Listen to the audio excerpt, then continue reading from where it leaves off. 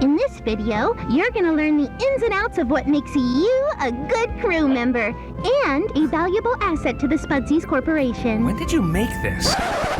What if I told you she didn't?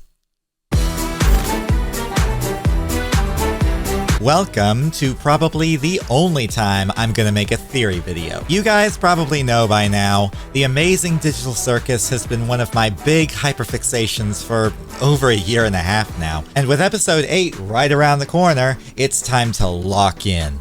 So grab a drink, make yourselves uncomfortable, because I have got some juicy thoughts that I want to share with you. The abstractions?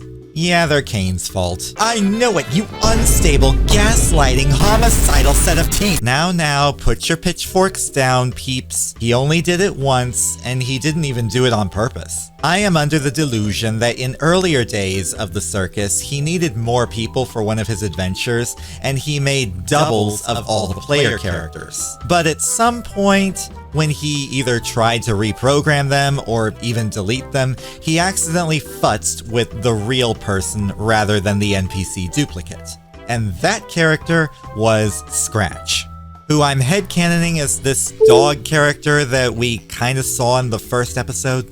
In my mind, this caused an emotional domino effect in the digital circus. After Scratch abstracted, this caused grief for some of the characters. It's probably what led Queenie, Kinger's wife, to abstract, which caused someone else to abstract, and the cycle continued all the way up until Kaufmo, and in episode 7, almost Jax. Caine gives us several clues throughout the show, starting with this one line at the end of episode 2.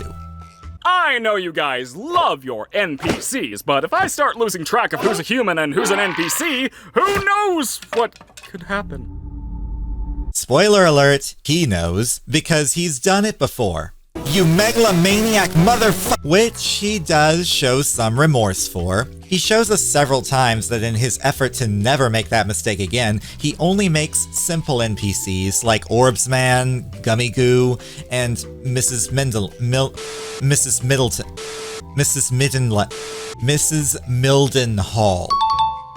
And when he does make duplicates of the characters, he makes sure to completely reverse not only their color palettes, but their personalities as well to make double certain he does not get confused. Even when he replicates Gangle in the Spudsies training video. It's cool to have dreams, but you also need to remember that they're completely unrealistic, and you need to stop trying. Yeah, I'm 100% sure this was an NPC Caine created. Gangle just asked him to create an awful punishment for belligerent employees. Chances are she doesn't even know what Caine did to Jax in that room. Like, at all. But hey, that's just part of my theory. Why yes, thank you very much for asking what I think about Kinger. No, not really. I've had my suspicions about Kinger even before episode 3 dropped. When the crew comes back from the Candy Canyon Kingdom, I notice Kinger slinks away looking borderline terrified of Caine, and I was curious. But after the Mariposa incident in episode 6, my question was answered. In the form of several more questions. What?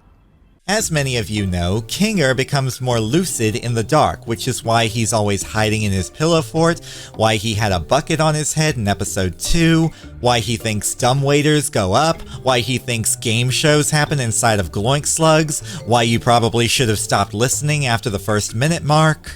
To be honest, I was starting to think Kinger was one of the malicious entities keeping the circus members in there. Now, before you guys call me crazy, let me just add something that'll make me sound even crazier. I am of the opinion that Kinger programmed his own digital envelope to lose his memory in the light. Think about it. Caine has all these photos and details about the C&A office building, but his knowledge is limited because they cut his ass off like it was last call. Hello? No, Caine, not that kind of call. See, Kinger wanted to restrict access to information he alone has about the technology and origins of the digital circus, and there's a reason why Caine shouldn't have such data. So the only way to keep these hidden details a secret, Kinger had to sacrifice his lucidity in the light to keep Caine in the dark. Why do I think this? Well, it certainly has nothing to do with this mysterious contraption Kinger secretly has hidden in his pillow fort that hawk-eyed netizens found and started speculating about. Why would you ask about that? Fox Mulder wishes he had access to this top secret information.